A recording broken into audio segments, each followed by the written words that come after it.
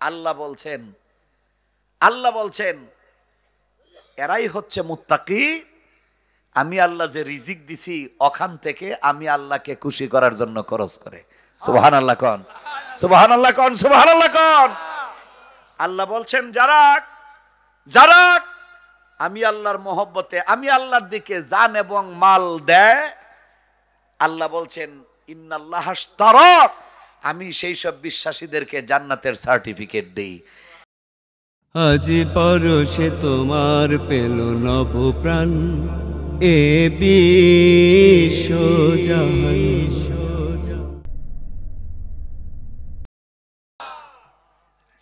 পীররাজি যার উপরে আল্লাহর রাসূল রাজি তার উপর, রাসূল রাজি যার উপরে আল্লাহ, রাসূল রাজি যার উপরে আমার আল্লাহ রাজি। আমার ভাইরা গো, আল্লাহ রাব্বুল আলামিন বলছেন ওয়া মিম্মা রাযাকনাহুম ইউনফিকুন, আমি যে রিজিক দিছি ওখান থেকে আমি আল্লাহর রাস্তায় খরচ করে। এখন একটু আসেন মিলায়া দেখি, কোরআনে তো আল্লাহ পাক 1450 বছর আগে আমার নবীজির কাছে কথাগুলো বলছেন। আমরা তো জীবনে নবী দেখি নাই, নবীর সাহাবা কেরামদেরকেও দেখি নাই। সিস্টেমটা ছিল আমার আল্লাহ শিখিয়েছেন আমার নবীরে, নবীকে শিখায়া নবীর মাধ্যমে 1.25 লক্ষ মানুষদেরকে শিক্ষা দিলেন। তাহারা হচ্ছেন জান্নাতের সার্টিফিকেট প্রাপ্ত সাহাবায়ে কেরাম। আমার নবীকে আল্লাহ পাক পর্দার আড়ালে নিছেন। পর্দার আড়ালে নিলে এখন আরেক দল লোক ওই নবীর মহব্বতের জজবায় বাপ দাদা 14 গোষ্ঠীর ধর্ম ছাড়িয়ে দিয়া আয়েশা মুসলমান হলেন, কলমা পড়লেন। ইহুদি আয়েশা হযরত মাওলা আলী রাদিয়াল্লাহু তাআলা আনহু, যিনি ইসলামের খলিফা, উনার কদমের কাছে আয়েশা কয় হুজুর, আমি আখেরি পয়গাম্বরের কথা অনেক দেখছি কিতাবে, অনেক শুনছি, আমার আসতে দেরি হয়ে গেছে, এবার তো আপনি বলেন আখেরি পয়গাম্বরের কি কি আদর্শ ছিল। হযরত মাওলা আলী রাদিয়াল্লাহু তাআলা আনহু কয়েকটা আদর্শের কথা যখন বললেন, ইহুদির দিলের ভিতরে এমন একটা ভাবের আবেগের উদ্রেক হয়ে গেছে, ভাবাবেগের উদ্রেক হয়ে গেছে। ইহুদি কয় হুজুর গো, ও খলিফাতুল মুসলিমিন, আর সইতে পারতেছি না। ওই নবীজির কোন জুব্বা, নবীজির কোন জুতু, নবীজির কোন পাগড়ি, আমার নবীজির ব্যবহৃত কোনো কিছু নিয়ে আপনার কাছে আছে যেটা দেখলে আমার কলিজার ভিতরে যে কামড়ানি শুরু করছে, এইটা একটু কমতো। হযরত মাওলা আলী রাদিয়াল্লাহু তাআলা আনহু, তার একজন সাথী আমার নবীজির আশেক পাগল, তারে পাঠিয়ে দিলেন, দৌড়াইয়া যাও হাসান হুসাইনের আম্মার কাছে বলো আমার নবীজির একটা জুব্বা মুবারক ওনার কাছে আছে, নিয়ে আসো। সালাম দিয়া বললেন ওগো নবী নন্দিনী, নবীজির ব্যবহৃত জুব্বা মুবারক যে আপনার কাছে আসছে। হযরত আলী রাদিয়াল্লাহু তাআলা আনহু বলছেন এইটা একটু দিতেন। এক ইহুদি আসছে, পাগল হয়ে গেছে নবীজির জুব্বা মুবারক দেখার জন্য। আম্মা ফাতিমাতুজ জাহরা রাদিয়াল্লাহু তাআলা আনহা, তিনি ইহুদিকে দেখানোর জন্য আমার নবীজির নুরানি জুব্বা মুবারক দিয়ে দিলেন। সাহাবী বলেন আমি যেহেতু একটা সুযোগ পাইলাম, প্রাণ ভরে আমার নবীজির জুব্বা মুবারকে চুমু খাইলাম, নবীজির জুব্বা মুবারক মাথায় নিলাম, মাথায় করে হযরত আলী রাদিয়াল্লাহু তাআলা আনহুর সামনে দিলাম। হযরত আলী নবীজির জুব্বা মুবারক নেওয়ার জন্য বসা ছিলেন, দাঁড়ায় গেলেন, চিৎকার করে কোন মারহাবা।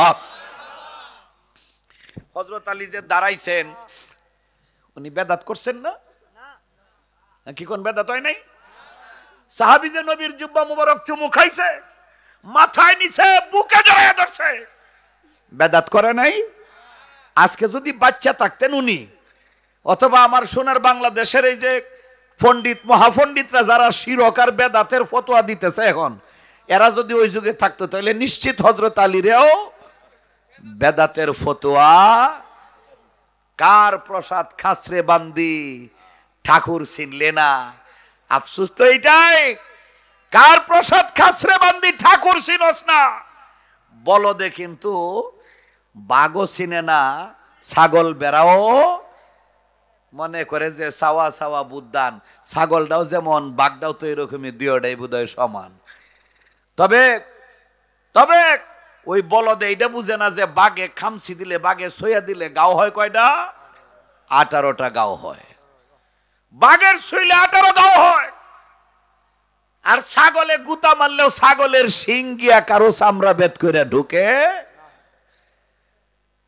বলা নিষেধ। বলা হুজুর বুঝছে, বলা নিষেধ। कीमत हर चीज रादानी के किस्त, कीमत हर चीज रादानी के किस्त, कीमत खुद राना दानी आहमो किस्त। सब जिनिसेर मूल्य बुझला, কোন জিনিসের মূল্য কি নিজের মূল্য জানিলা না, করলা ভীষণ আহমকি। চিৎকার করে কোন মারহাবা। আল্লাহ বেদের মহাতত্ত্ব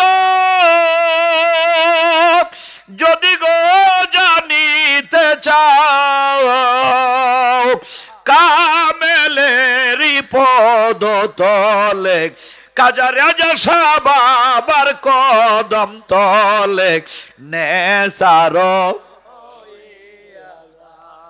খাজাবাগি জামালপুরীর কদম তলে নেসা।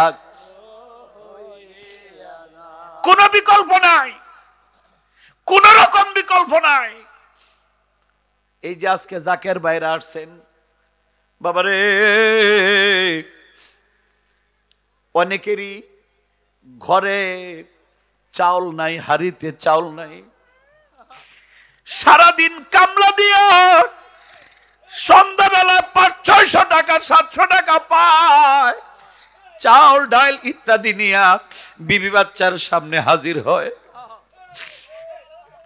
যেই মাত্র ওরস শরীফের চিঠি পাইছে, শিক্ষাদাতা মিয়াজি গুরুজি চিঠি দিয়া কয়, ভাই যাইতে কিন্তু হবে। এই জাকেরের দেল মন প্রাণ উতালা হয়ে গেছে, কখন যাব। আবার শয়তানেও কিন্তু ধোঁকা দিছে, যাবি যে যাবি, বউ বাচ্চা খাইব কি? কামনা করলে তো খাওয়া নাই। আমার ভাইও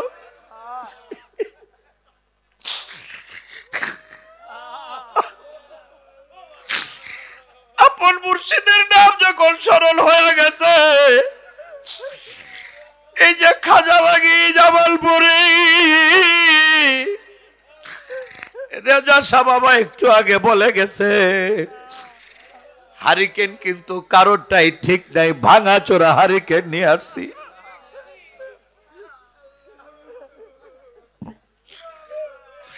ইয়াসার নামাজের পরে এই কোটামনির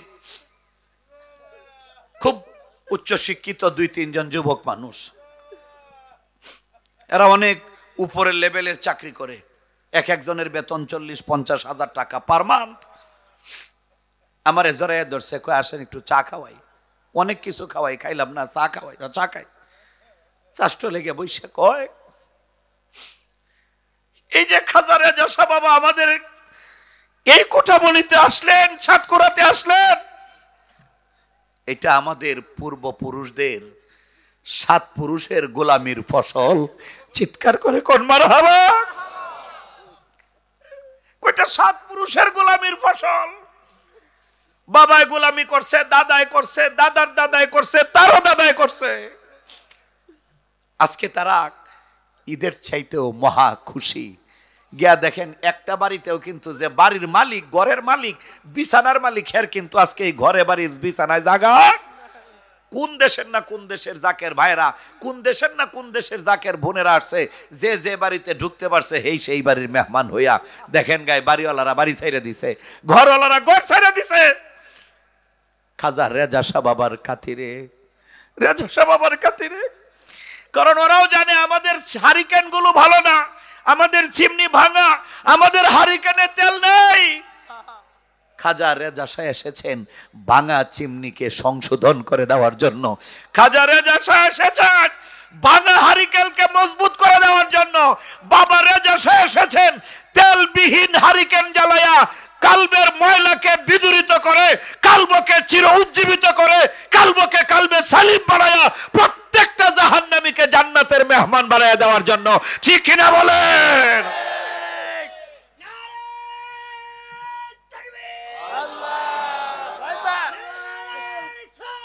ইয়া রাসূলুল্লাহ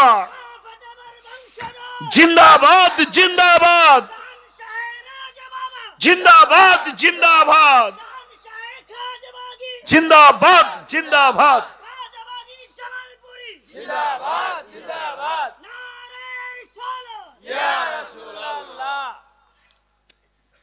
মোহব্বতে পড়েন আল্লাহুম্মা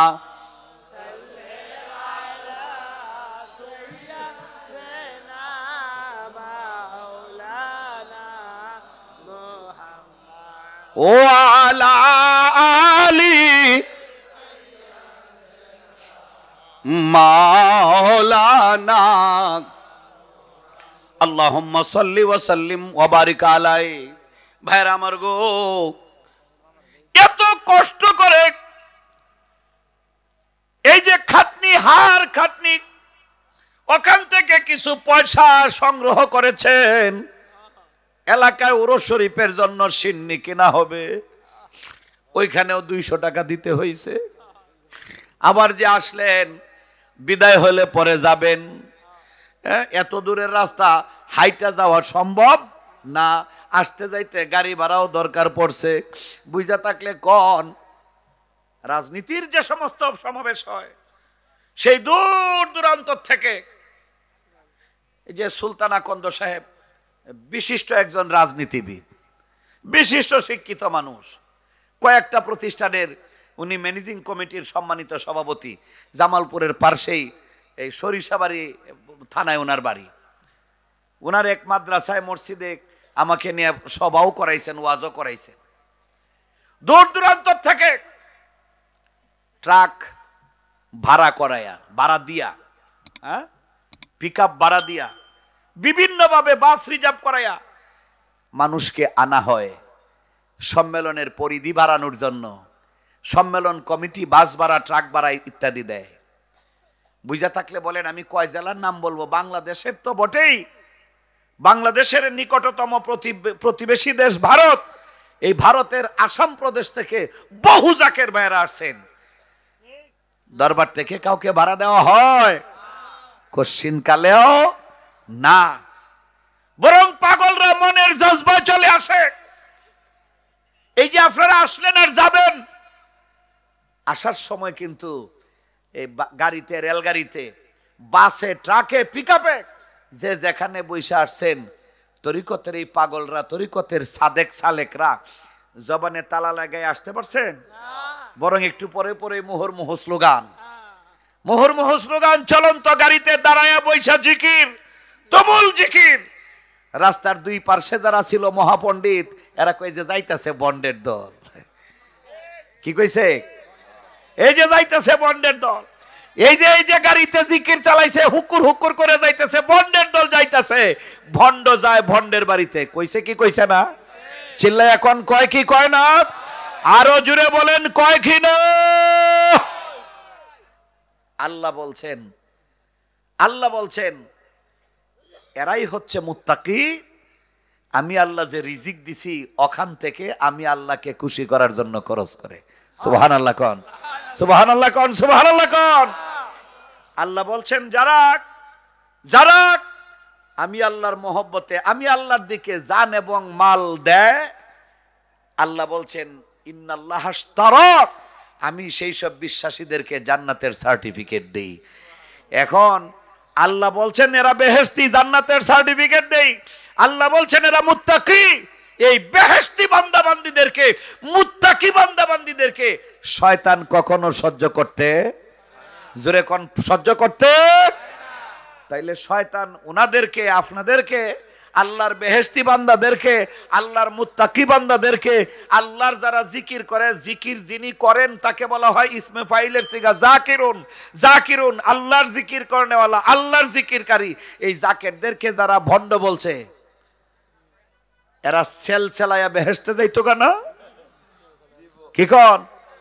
সেলসেলায়া এত সহজ না, এত সহজ না, বরং সেলসেলায়া যাইব কোন দিকে?